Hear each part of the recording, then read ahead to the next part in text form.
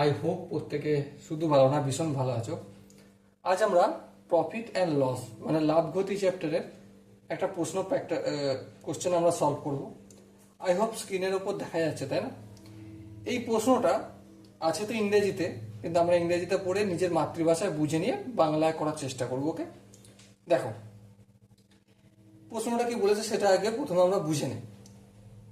A sells a watch to B, okay, at a profit of 33% and B sell it to C at a loss of 20%. If C pays 532 rupees, then what is the cost price of A?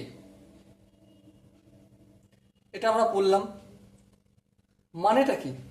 মানেটা হচ্ছে এ বিক্রি করেছে B কে একটা ঘড়ি 33% লাভে। কত percent? 33% লাভে। আবার বি সি কে যখন ঘড়িটা বিক্রি করছে তখন 20% লসে বিক্রি করছে। ওকে, আর 20% লস বিক্রি করছে তখন সি কত টাকা তাকে পে করছে বি কে? 532 টাকা। মানে 20% লসে যে টাকাটা হয় সেটা হচ্ছে 532 টাকা, তাই তো? হ্যাঁ, ঠিক তাই। Then what is the cost price of for A? এর কস্ট প্রাইস কত ছিল? দেখো আমরা একটা কাজ করব, এ এর ক্রয় মূল্য মানে কি? কস্ট প্রাইস, তাই না? আমরা এর ক্রয় মূল্য বা এ এর CP cost price equal two x ধরে নিলাম। ওকে, এবারে কি করছে? এ কাকে বিক্রি করছে ঘড়িটা? বি কে বিক্রি করছে। বেশ, তাহলে এ এর বিক্রয় মূল্য কত? বিক্রয় মূল্য বা সেলিং প্রাইস। এর সেলিং প্রাইস কত? দেখো ক্রয় মূল্য, হ্যাঁ, এক্স প্লাস এক্স এর কত পার্সেন্ট? 33%। ওকে, কারণ এটা তো লাভ করেছে এ, তাহলে বিক্রয় মূল্য সমান কি? বিক্রয় মূল্য সমান ক্রয় মূল্য প্লাস লাভ, ঠিক কি না? হ্যাঁ ঠিক। তার মানে ক্রয় মূল্য আমি ধরে নিয়েছি এক্স, তাহলে এক্স প্লাস এক্স এর 33%। এবারে এটা আমরা একটু ক্যালকুলেশন করব, x plus x into 33/100। Further যদি আমরা একটু ক্যালকুলেশন করি কি পাবো? এটা 133 এক্স বাই 100 টাকা। ওকে, এবার ধ্যান দিয়ে একটা কথা বিচার করো, এ এর সেলিং প্রাইস কত? 133 এক্স বাই 100। ঠিক, এখানটা নিশ্চয় বোঝা গেল। তাহলে বি এর কস্ট প্রাইস কত? ভাই এ যেটা সেলিং প্রাইস করেছে সেটাই তো বি এর কস্ট প্রাইস, তাই না? হ্যাঁ ঠিক তাই। মানে আমি তোমাকে একটা, সাপোজ মনে করো আমি তোমাকে মালটা বিক্রি করছি, এই জিনিসটা আমি তোমাকে বিক্রি করছি 5 টাকা দাম, আমি তোমাকে এই জিনিসটা 5 টাকা বিক্রি করলাম। তার মানে তুমি আমার কাছ থেকে কিনছো কত টাকায়? 5 টাকায়। তাহলে তোমার ক্রয় মূল্য আর আমার বিক্রয় মূল্য এক। সেম এখানেও গল্পটা এমনই, এ এর বিক্রয় মূল্য যত, বি এর কস্ট প্রাইস বা ক্রয় মূল্য সেইটা। তাহলে বি এর কস্ট প্রাইস কত? বি এর CP cost price equal to 133 x by 100। Okay, এটা আশা করি বোঝা গেছে। এবারে বি এর কস্ট প্রাইস তো পেয়ে গেলাম, বি এর সেলিং প্রাইস কত? বি এর সেলিং প্রাইসের সময় একটু গল্প আছে। কি গল্প? যে B sell it to C at a loss of 20%। 20% লসে বিক্রি করেছে সি কে, তাই তো?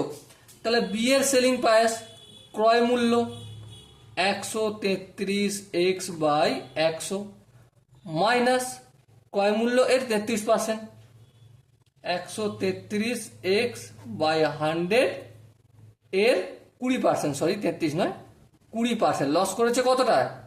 20% লস করেছে। তাহলে ক্রয় মূল্য কি হবে?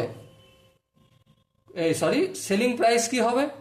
ক্রয় মূল্য মাইনাস যতটা লস করেছে সেটাই সেলিং প্রাইস হবে, তাই না? হ্যাঁ ঠিক তাই। চলো এবার একটু ক্যালকুলেশন করে নিই ফটাফট করে। এটা যেমন 133x বাই 100 আছে থাকলো, মাইনাস এটা একটু ক্যালকুলেশন করলে এটা 100 ইন্টু 100 হবে, আর এটা 133x ইন্টু 20 হবে। দেখো সিম্পল জিনিস, এরটা উঠবে ইন্টু চিহ্ন হবে, 20 লিখলাম, পার্সেন্টেজে উঠে গিয়ে বাই 100 হবে, এই 100টা করলাম। এরপর সিম্পলি আমি ভগ্নাংশে যোগ করবো, আর কিছু করবো না। লসাগু হবে 100 গুণিতক 100, 100 গুণিতক 100 কে 100 দিয়ে ভাগ করলে ভাগফল 100 হবে, 100 কে 133 দিয়ে গুণ করলে 133 আর 2 শূন্য x, মানে 13,300 x হবে। মাইনাস 100 ইন্টু 100 কে 100 ইন্টু 100 দিয়ে ভাগ করলে 1 হয়, 1 কে উপরে যেটা দিয়ে গুণ করে সেটাই হয়ে যাবে। তাহলে 133 কে 2 দিয়ে গুণ করলে 266, আর এই শূন্যটা রয়েছে, বাস গল্প হয়ে গেল। এবার সিম্পলি আমি একটু বিয়োগ টিয়োগ করে নেবো এটা। আচ্ছা এই শূন্য শূন্য হবে, 6 কয় 10 0 4 10 ধরছি। আচ্ছা 6 একে 7, 7 কয় 10 13, 7 8 9 10 11 12 13, 6 দিতে হাতে হ্যাঁ 1 আছে, 2 একে 3 3, আর এই 3 0, এবার এই একটা নেমে যাবে।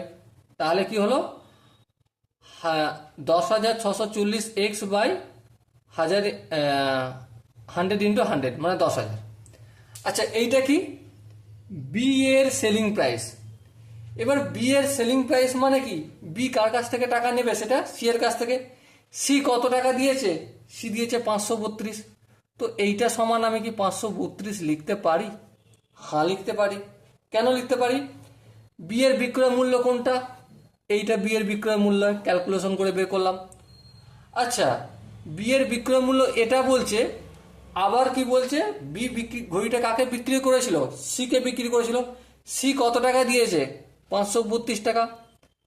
তাহলে সি যেই টাকাটা বি কে দিচ্ছে সেটাই তো তার সেলিং মূল্য, বি এর সেলিং মূল্য। হ্যাঁ ঠিক, তাহলে এই 532 এইটাও সেলিং মূল্য, আর এটাও সেলিং মূল্য কার, বি এর, তাই জন্য ইকুয়াল লিখলাম। আশা করি এখানটা প্রত্যেকের বোঝা গেছে।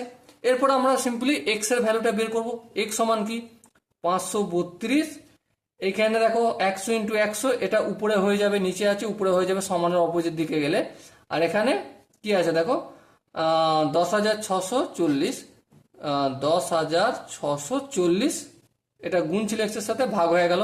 এরপর এই শূন্য আর এই শূন্য কাটা গেল, 532কে 2 দিয়ে গুণ করলে কত হয়, 532কে 2 দিয়ে গুণ করলে 1064 হয়, এই 2 হলো, 2 1 2, 5 2 10 হয়ে গেল। তাহলে 100কে 5 দিয়ে গুণ করলে কত হবে, 500 হবে। তো অ্যাকচুয়ালি এক্সটাই আমাকে তো নির্ণয় করতে বলেছিল কোশ্চেনে।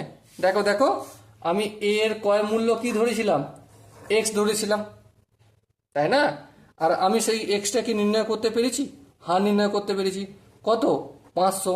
সো এখানে যে 4টা অপশন আছে তার মধ্যে কোন অপশনটা ঠিক, অবশ্যই বলার প্রশ্ন রাখে না, এটা হচ্ছে option A is the right answer.